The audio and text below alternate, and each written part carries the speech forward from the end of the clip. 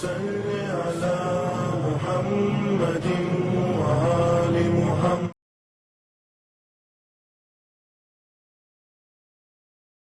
اعوذ باللہ من الشیطان الرجیم. بسم اللہ الرحمن الرحیم. الحمد للہ رب العالمین والصلاة والسلام. اما بعد فقد قال اللہ سبحانہ الکریم وقولہ الحق واصدق الصادقین. بسم اللہ الرحمن الرحیم. کتب علیکم اذا حضر احدکم الموت ان ترک خیران الوصیۃ للوالدین والاقربین بالمعروف حقا علی المتقین. ناظرین محترم سلام علیکم.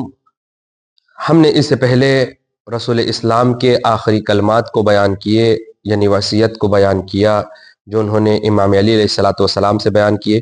خداوند عالم قرآن میں ارشاد فرما رہا ہے کہ تمہارے لیے، تم میں سے ہر ایک کے لیے موت کو کیا کر دیا گیا ہے؟ لکھ دیا گیا ہے. موت سے فرار اختیار نہیں ہے. تو کیا کرو؟ کیا کرو پھر؟ ان ترک خیران الوصیہ، جو تم چھوڑ کر جا رہے ہو اس میں وصیت کرو. یعنی وصیت کو کیا کیا؟ فرض جانا. اور بہرحال شریعت مقدسہ میں وصیت کیا ہے؟ مستحب ہے. لہٰذا ہمیں کیا کرنا چاہیے؟ وصیت کرنا چاہیے. جب یہ عام لوگوں سے خداوند عالم ارشاد فرما رہا ہے تو کیا رسول سے ارشاد نہیں فرمایا ہوگا؟ رسول نے نہیں کیا ہوگا. رسول نے بھی وصیت کیا ہے، امت سے بھی کیا ہے، اور امام علی علیہ السلام سے بھی بیان کیا ہے. اور امت سے جو بیان کیا اس میں کیا کہا کہ میں تمہارے درمیان دو چیزیں چھوڑ کر جا رہا ہوں. دو چیزیں چھوڑ کر جا رہا ہوں. اس سے کیا کرنا؟ تمسک اختیار رکھنا. اس کو کبھی چھوڑنا نہیں. اگر تم اس کو چھوڑ دیے تو کیا ہو جاؤ گے؟ گمراہ. اور اگر اس کو پکڑے رہو گے تو ہرگز گمراہ نہیں ہو سکتے ہو. کیسے نہیں ہو سکتے ہو؟ جس طریقے سے ہرگز گمراہ نہیں ہو سکتے ہو، دنیا اور آخرت دونوں میں نہیں. اس طریقے سے جیسے جناب موسیٰ کے قوم والوں نے کہا کہ ہم خدا کو دیکھنا چاہتے ہیں، تو خدا جناب موسیٰ سے پروردگار عالم نے کہا کہہ دو ان سے لن ترانی، تم مجھے ہرگز نہیں دیکھ سکتے. نہ یہاں دیکھ سکتے ہو نہ وہاں دیکھ سکتے. اسی طریقے سے لم تضل بعدی، میرے بعد تم ہرگز گمراہ نہیں ہو سکتے ہو، نہ دنیا میں نہ آخرت میں کہیں بھی نہیں گمراہ ہو سکتے ہو. لہذا ان سے تمسک اختیار کرو گے. اگر ان سے تمسک اختیار کرو گے تو ہی حوض کوثر پر مجھ سے ملاقات کرو گے، ورنہ ملاقات نہیں ہوگی، بھٹکتے رہو.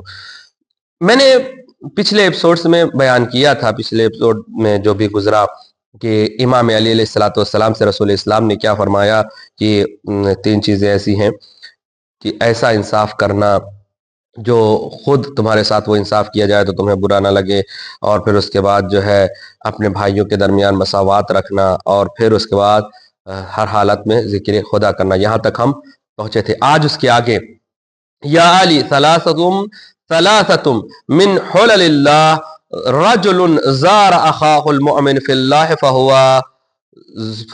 ذور اللہ وحق علی اللہ ان یکرم زورہ ویؤتیہ ما سالہ. تین چیزیں خداوند عالم کے لیے ایسا ہے، جائز ہے کہ اس کے ساتھ وہ کرے جو لوگوں کے ساتھ اس نے کیا. پہلا کیا ہے؟ پہلا یا علی، تم اپنے برادر مومن کی، اپنے مومن بھائی کی کیا کرنا؟ زیارت کرنا. تم نے ایسا کیا تو گویا تم نے اللہ کی زیارت کی.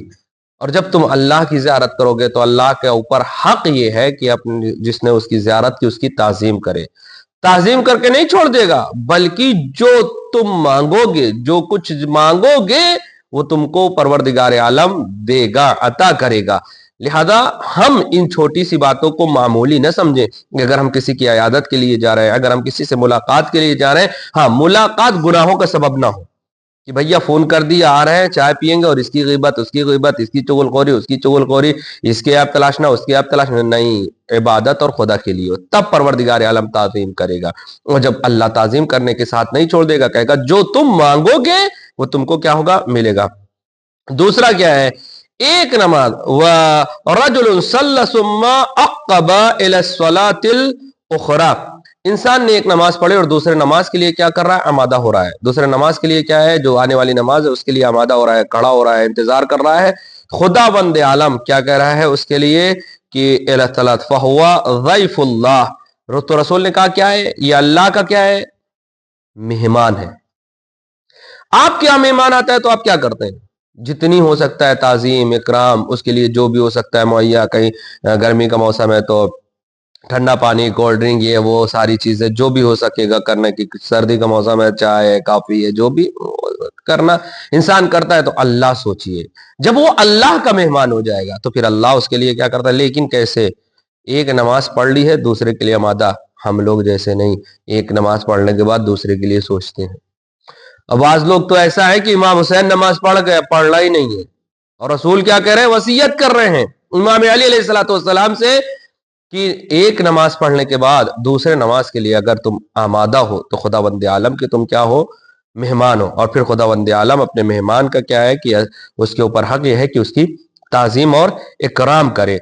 تیسرا والحج والمعتمر فہما وفد اللہ، یہ جو ہے حج اور عمرہ جو اللہ تعالیٰ کی بارگاہ میں جا رہے ہو تو اللہ تعالیٰ ان کے جو اللہ تعالیٰ کے پاس بارگاہ میں گیا ہے، اس کے گھر کی زیارت کرنے کے لیے گیا، عمرہ کرنے کے لیے گیا، حج کرنے کے لیے گیا ہے، تو اللہ اس کا اکرام اور تعظیم کرتا ہے۔ یہ ساری چیزیں وصیت ہیں، آخری کلمات ہیں رسول السلام کے امام علی علیہ السلام سے۔ پھر کیا فرما رہے ہیں، یا علی ثلاث ثوابہن فی الدنیا والآخرہ، تین چیزیں ایسی ہیں جس کا دنیا میں بھی ثواب ہے اور آخرت میں بھی ثواب ہے۔ اب سنیے کون کون سی ہیں۔ پہلی چیز حج، حج کا دنیا میں بھی ثواب ہے اور آخرت میں بھی ثواب ہے۔ حج وہ ہے کہ یا علی، حج وہ ہے کہ جو فقر کو دنیا میں دور کرتا ہے، فقر کو دنیا میں دور کرتا ہے۔ والصدقہ، صدقہ یہ بلاؤں کو ٹال دیتا ہے۔ تیسرا وصلۃ الرحم، صلہ الرحم، یہ کیا ہے، یہ اس کا دنیا میں بھی ثواب ہے اور آخرت میں بھی ثواب ہے۔ حج کے لیے امام علی علیہ السلام نے خطبہ البیان میں ارشاد فرمایا، کہنے لگے آخر زمانے میں چند طریقے کے لوگ حج کرنے کے لیے جائیں گے۔ ایک وہ لوگ جو پیسہ دکھاوے کے لیے جائیں گے، دوسرے وہ لوگ مجبوری کے تحت جائیں گے کہ چلو بھیا چلو کر لو نہیں تو کیا ہوگا، تیسرے وہ لوگ جائیں گے جو تجارت کے عنوان سے جائیں گے، چلو کر لیتے ہیں، کچھ یہاں سے چیز لے کے چلتے ہیں، وہاں نکال دیں گے تو کچھ نہ کچھ آ جائے گا، یہ آخر زمانے کے لیے۔ اور صدقے کے بارے میں عزیزو، صدقے کے بارے میں چھٹے امام ارشاد فرماتے ہیں کہ صبح کی نماز کے بعد جب فارغ ہو جاؤ تو سب سے پہلا کام یہ ہے کہ صدقہ نکالو۔ صدقہ، ایک بات ہم اپنے ناظرین محترم کو بتا دیں اور بار بار بتاتے رہیں گے کہ جب تک اس پر صدقہ جو ہمارے ہاں ڈبہ میں لا کے رکھ دیا جاتا ہے یا ہم نکال کے رکھ دیتے ہیں، یا یہ ساری چیزیں پیٹی ہے صدقے کی سب بنا کے رکھ دیا، وہ اس وقت تک صدقہ نہیں شمار کیا جائے گا جب تک آپ کسی سے طے نہ کر لیں۔ صدقہ جب آپ دے دیں گے کسی کو تب صدقہ شمار ہوگا، آپ رکھتے جائیے اس سے صدقہ نہیں شمار ہوگا۔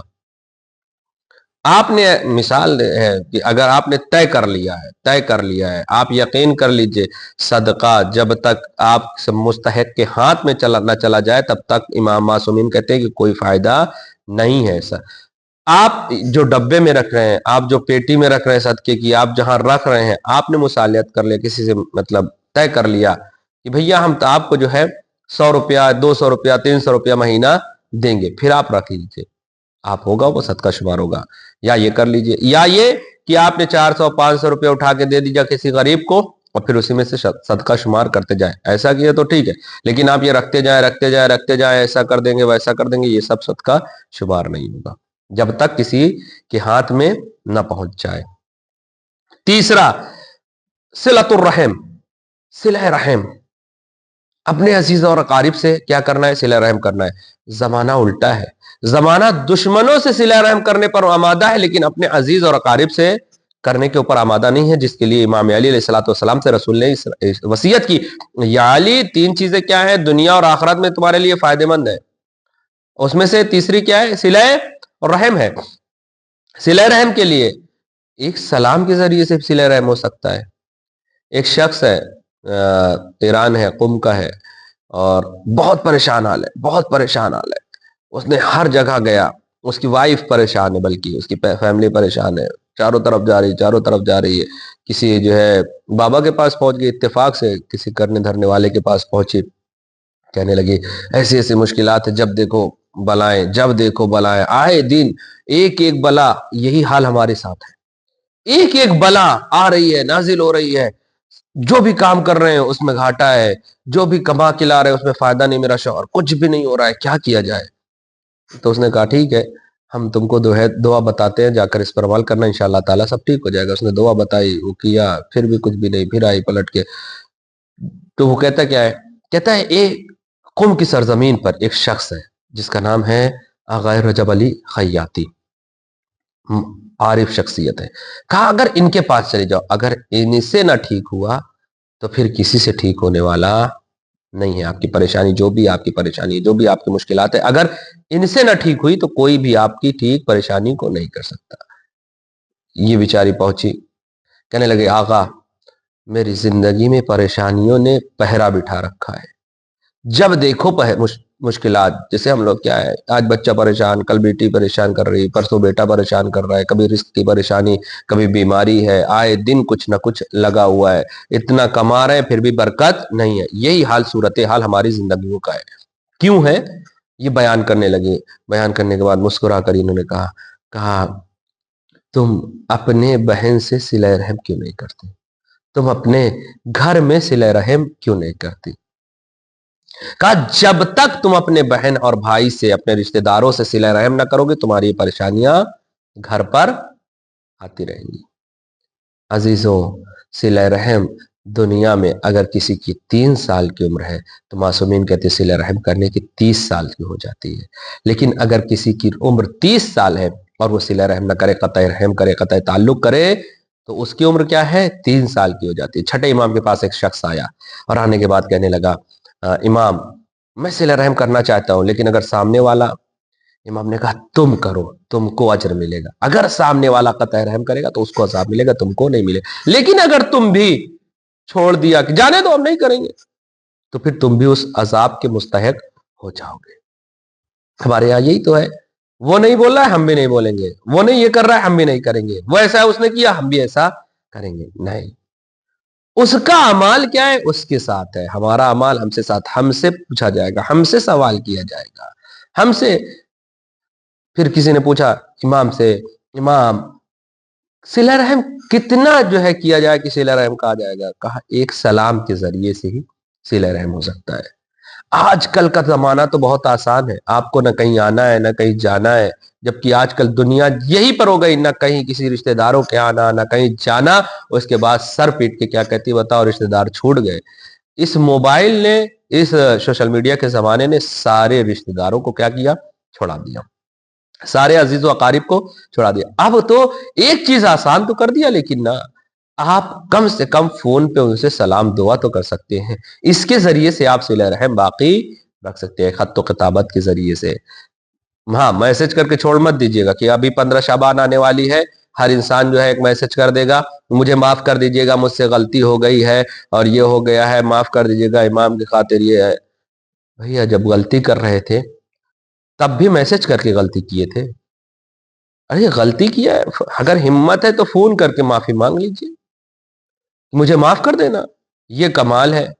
اور وہ میسج ڈال دیا، کون سا وہ ہے، اس نے دیکھا نہیں دیکھا، کیا کیا کیا نہیں کیا، آپ نے کہہ دیا ہم نے تو میسج کیا تھا۔ نہیں عزیزوں، میرے دوستوں، میرے جوانوں، جس طریقے سے ہم نے غلطی بذات ہی اپنے زبان سے کیا ہے یا اپنے کسی کردار سے کیا ہے، اسی طریقے سے ہم کم سے کم نہیں پاس سے جا سکتے، فون کر کے بولے کہ مجھے معاف کر دینا، تب ہمارا امام راضی ہو جائے، تب یہ کمال ہے۔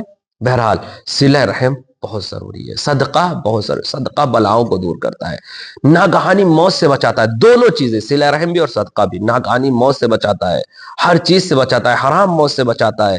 صدقہ بلاؤں کو دور کر دیتا ہے، رد کر دیتا ہے، رزق میں اضافے کا سبب بنتا ہے۔ لہذا کریں، ایسا سب کریں، صدقہ نکالیں، جتنا ہو سکے، جیسے بھی ہو سکے آپ صدقہ نکالیں اور غریب کو کسی کو دے دیں، وہ زیادہ بہتر ہے۔ خود آغا سستانی رحمۃ اللہ کے نزدیک یہ ہے کہ آپ کے دروازے پر جو کوئی بھی آیا ہے، کبھی بھی اہل بیت نے کوئی تاریخ اٹھا کر دیکھ لیجیے، کبھی بھی اہل بیت نے اس کا مذہب نہیں پوچھا کہ تم کون ہو، کہاں سے آئے ہو، کیسے آئے ہو، کیوں آئے ہو، کس مسلک کے ہو، شیعہ ہو غیر شیعہ ہو، نہیں۔ اگر اہل بیت کے دروازے پر آیا ہے تو اہل بیت نے اس کو دیا ہے۔ خمس، زکوٰۃ، فطرہ، اس کے الگ احکام ہے، لیکن یہ صدقہ جو روز والا ہے، اس کا جو ہے آپ کو وہ نہیں ہے کہ اس کے لیے آپ کو کسی ایسے کو ڈھونڈنا ہے ویسے کو ڈھونڈنا ہے۔ چلیے ٹھیک ہے، آپ اس کو ایسے ویسے کو ڈھونڈیں، لیکن راہ خدا میں خرچ کرنے کے لیے آپ کو پیسہ الگ سے رکھنا پڑے گا اگر آپ بچنا چاہیں گے۔ لہذا عزیزوں، دوستوں، جوانوں، صدقے سے منہ مت موڑیں۔ جو بھی آپ کے دروازے پہ دق الباب کیا، اللہ نے بھیجا اس کو دیں۔ اللہ کے پاس آپ نے اس کو دینے سے پہلے کیا پہنچا؟ اللہ کے قریب پہنچا۔ اور ایک اپنے بچوں کے ذریعے سے صدقہ کروائیں۔ اپنے بچوں کے ذریعے کو آپ اپنے بچوں سے بولے کہ یہ لو بیٹا صدقہ دو۔